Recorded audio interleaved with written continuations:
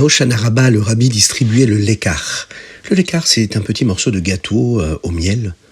Il le distribuait dans la soukha à tous les chassidim qui faisaient la queue pour le recevoir. Une fois, en l'année Tav Shin Memchet, un petit garçon est venu avec son père pour prendre du lekar. Quand ce fut son tour, il dit au rabbi « Nous voulons le Mashiach maintenant ». Le rabbi lui répondit vivement « Amen, Amen ». Le garçon posa alors une question au rabbi « Pourquoi le Mashiach n'est-il pas encore venu ?» Le rabbi lui a répondu « Parce que tu es le seul à le demander. Ton père est ici pour demander une bénédiction pour la parnassa. Et tous les autres dans la file ici sont ici pour demander du lekar, en pensant à des bénédictions très importantes comme une bonne santé, la satisfaction dans l'éducation des enfants et de leur foyer, la parnassa. Et toi, tu es le seul à penser, à demander une bracha, une bénédiction pour que le Mashiach vienne. Si tu pouvais, le rabbi lui dit, inciter tout le monde à demander le Mashiach, exactement comme tu le fais maintenant, le Mashiach viendrait tout de suite et maintenant.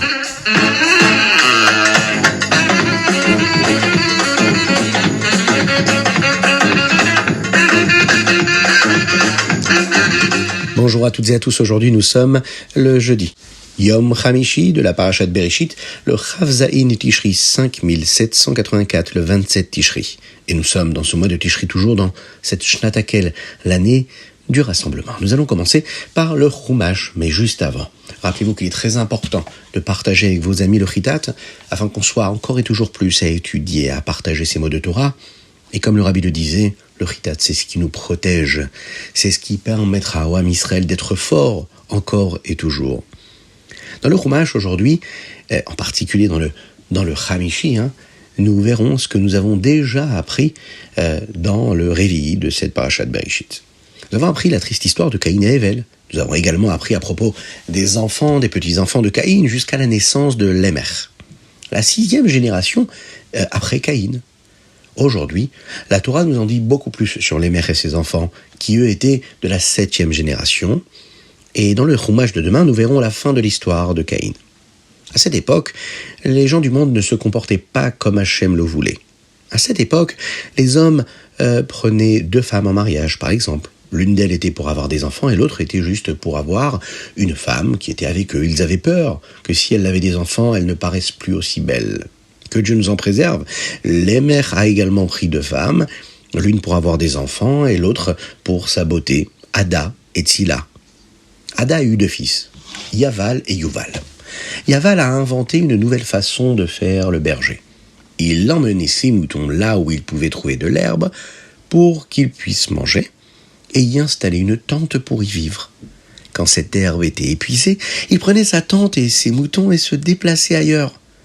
Il a également construit des endroits, malheureusement, pour l'idolâtrie.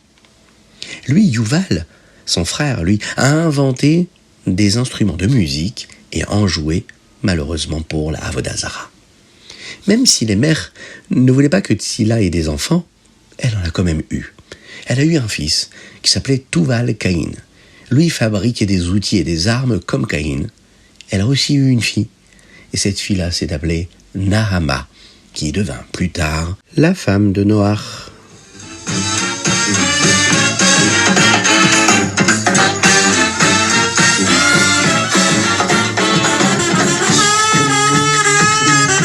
Et nous allons passer tout de suite à notre Télim du jour. Mais avant cela, n'oubliez pas de mettre une petite pièce dans la Tzedaka, car une petite pièce dans la Tzedaka, et Mashiach arrivera. Aujourd'hui, nous disons les 15 Shira Ma'alot que le roi David a composés, qui étaient récités sur les 15 marches qui mènent de l'Ezrat Nashim, dans le Beth Amikdash, à la Hazara qu'il y avait. Le chapitre 122 parle du moment où les Béné Israël montent à Yerushalayim. Le roi David appelle ici Yerushalayim Ir Shechubra la Yardav, une ville unie ensemble. Mais de quoi parle-t-il? Unie à quoi? Dans la Gemara, il est dit qu'il y a 2 Yerushalayim. Il y a Yerushalayim Shel Ma'ala et Yerushalayim Shel Mata. Yerushalayim Shel Ma'ala fait référence à, bien sûr, une ville spirituelle qui est dans les cieux. Yerushalayim Shel Mata, c'est la ville de Yerushalayim que nous voyons, dans laquelle nous pouvons venir et y prier. Elles sont toutes les 2 liées. La Gemara nous dit qu'Akadosh Baruch Hu n'entre pas dans Yerushalayim, ici matériel, avant d'entrer dans la Yerushalayim qui est en haut, Shel Ma'ala, la Yerushalayim spirituelle. Qu'est-ce qui pousse Hachem à entrer dans ces deux villes-là, dans ces deux Yerushalayim? Eh bien, ce sont toutes les mitzvot que nous accomplissons, nous, chacune et chacun d'entre nous. Le Tzemar Tzedek explique à ce propos que deux éléments amènent Hachem à entrer dans les deux Yerushalayim. La Teshuva Tata'a et la Teshuva Ila'a. Teshuva Tata'a, c'est la Teshuva d'en bas, celle qui est Ila'a, c'est la Teshuva d'en haut. Quand nous faisons Teshuva, cela apporte la Géoula, la rédemption totale, qui elle amène la Shrina, la présence de Dieu, de retour à Yerushalayim. On va prier à Kadosh Baruch Hu. On va lui demander de nous envoyer maintenant le Mashiach, afin qu'on puisse tous se retrouver à Yerushalayim, avec le Beth Amikdash. Et là, on pourra chanter, comme il faudra, ces Shir HaMa'alot pour Akadosh Baruch Hu.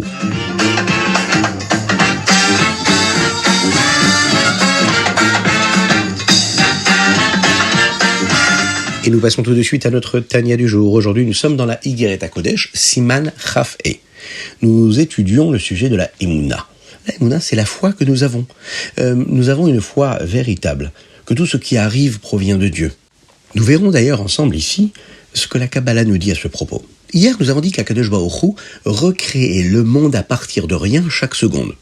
Il recrée ce monde à partir d'une vitalité, une chayut. Cette vitalité qu'Hachem donne au monde, elle a de nombreux noms. Dans le Tanakh, il est appelé Dvar Hashem, la parole d'Hachem. Dans la Gemara, c'est appelé la Shrina. Dans le Zohar, c'est appelé Imatata'a ou bien Matronita, ce qui signifie une mère et une reine. Elle qui nous donne de la vitalité, comme une maman, une reine qui donne de la vitalité à ses sujets et une maman qui donne de la vitalité à ses enfants. Dans la Kabbalah, c'est appelé Malchut. Dans la Kabbalah, quand on nous parle de la vitalité de Dieu qui est appelée Malchut, on dit qu'il existe des niveaux différents de Malchut qui donnent de l'énergie vitale de différentes manières. Il y a ce qu'on appelle la Malchut du monde d'Atsilut, le premier des mondes, qui lui donne de la vitalité pour les grandes âmes, les grandes Neshamot, comme la Neshama d'Adam Arishon, de Moshe Rabbeinu, ou bien des prophètes, des Nevi'im, qui, toutes ces Neshamot viennent du monde d'Atsilut.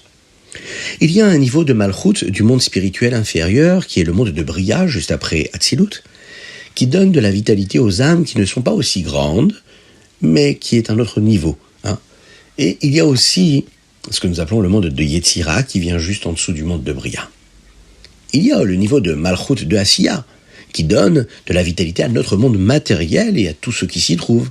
Avec l'aide de Dieu, dans le Tanya de demain, nous verrons comment Hachem donne de l'énergie vitale d'une manière assez présente, puisqu'on a la possibilité d'en profiter, mais c'est une façon assez galoutique, exilée. La preuve, c'est que même le mal, malheureusement, a de l'énergie, elle a de l'énergie vitale. La klipa, l'écorce négative du mal, elle aussi, elle a de la vitalité. Ça nous paraît bizarre, mais ça fait partie du projet de Dieu, afin qu'il y ait le libre arbitre, qui ait la possibilité de faire le bien et le mal. Ensuite, nous pourrons comprendre ce que le Baal Shem Tov a dit de faire. Vous vous en souvenez, si quelqu'un qui tire sa vitalité de la klipa nous dérange pendant notre tfila, quand on fait une mitzvah, eh bien nous devrions penser que c'est Hachem qui s'habille, qui se cache et qui est en exil ici à ce moment-là, et qu'Hachem le permet pour que nous puissions être investis et poussés à redoubler d'efforts dans notre avodat Hashem, dans les efforts que nous faisons pour servir Dieu de la meilleure façon.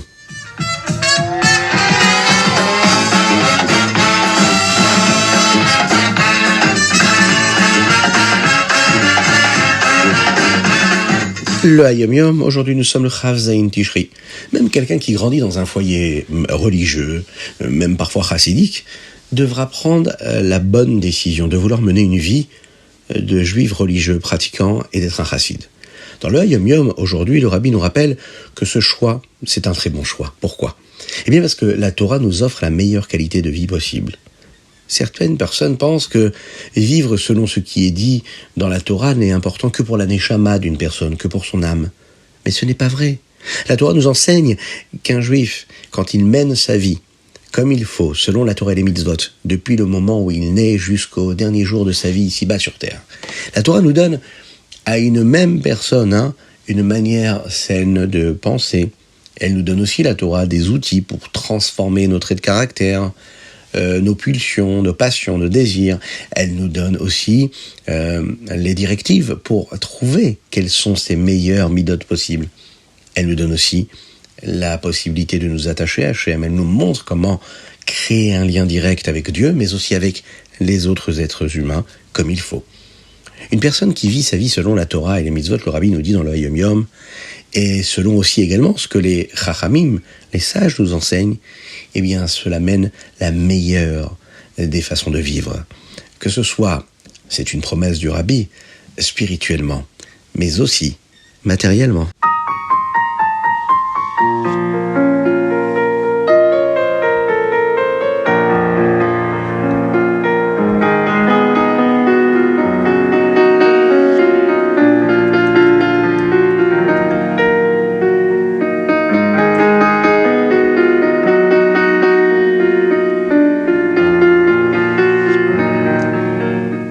Et nous allons conclure notre Chitatu du jour avec notre Rambam du jour, notre Rambam quotidien. Aujourd'hui, nous allons aborder le 14e chapitre, ainsi que le 15e, mais aussi le 16e chapitre. Nous sommes toujours dans les Soulei Amudashim. Dans le Rambam d'aujourd'hui, nous apprenons les intentions qui peuvent rendre un korban non valable. Dans le chapitre 14, on nous rappelle que pour qu'une intention rende un korban invalide, c'est-à-dire la kavana, il y a certaines conditions qui doivent être remplies. Cela dépend uniquement de la pensée du Kohen qui apporte le korban, et non de la personne pour qui le korban est apporté. Le Kohen doit être apte à faire la avoda, ce service-là. Le korban doit être apte à être offert en tant que korban, et le lieu où le korban est offert doit également être approprié. Tout doit être bien fait comme il faut. Dans le chapitre 15, on nous rappelle que si le Kohen a une pensée qu'il offre un autre korban, par exemple, s'il pensait qu'il apportait un korban Ola, alors qu'il est en train d'apporter un korban Shlamim, eh bien le korban reste kasher pour être offert sur le Misbeach, mais les propriétaires doivent apporter un nouveau korban, un nouveau sacrifice. Cependant, pour un korban Khatat et un korban Pessah, ce genre de pensée rend effectivement le korban pasoul, inapte à être apporté sur le Misbeach, et il ne peut même pas être offert sans raison, sur le Misbeach. Et pour finir, dans le chapitre 16, on nous rappelle que si le Kohen pense qu'il va l'offrir, ce korban-là, au mauvais moment, cela s'appelle pigoul. Cependant, cela ne s'applique que s'il n'a pas mélangé d'autres kavanos, d'autres pensées qui le rendaient pasoul en même temps. Comme par exemple, penser que c'est un autre korban ou qu'il le mangera à un endroit différent. Il faut savoir qu'il existe différentes lois pour un korban pasoul, mais également un korban qui lui est appelé un korban pigoul. Il y a beaucoup de lois pour chaque détail, pour chaque korban, pour servir Dieu de la meilleure façon. Qu'Akadosh Baruch Hu fasse qu'on puisse, Be'ezrat Hashem, nous retrouver face à ces situations-là et être embêtés pour savoir est-ce que le korban est bien apporté ou pas. Ça voudra dire que le Mashiach sera arrivé. We want Mashiach now, we want Mashiach now, we want Mashiach now, we don't want to wait. We want Mashiach now, we want Mashiach now, we want Mashiach now, we don't want to wait. We want Mashiach now, we want Mashiach now, we want Mashiach now, we don't want to wait. We want Mashiach now, we want Mashiach now, we want Mashiach. Et voilà, c'était le Chitatu du jour. J'espère que vous avez passé un bon moment. La dédicace du jour, c'est la Refoua Shelema de tous les malades du Ham Israël, en Eretz Israël, mais aussi dans le monde entier. On pense particulièrement à toutes ces personnes qui sont en Eretz Israël et qui se battent pour le Ham Israël, pour le peuple juif. Nous, là où on est, peu importe où on se trouve, on doit combattre le mal et on doit le faire avec l'étude de la Torah, avec beaucoup plus de tefila, avec beaucoup plus de télim qu'on va lire, avec beaucoup plus de mitzvot qu'on va accomplir, en incitant d'autres juifs à le faire de cette façon-là.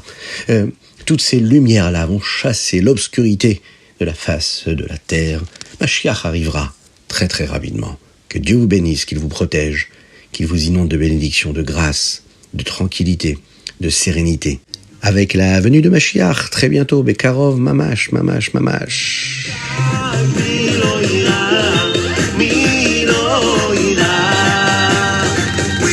Mashiach now, we want Mashiach now, we want Mashiach now, we want Mashiach now, we want Mashiach now. We want Mashiach now. We want Mashiach now. We don't want to wait. We want Mashiach now. We want Mashiach now. We want Mashiach now. We don't want to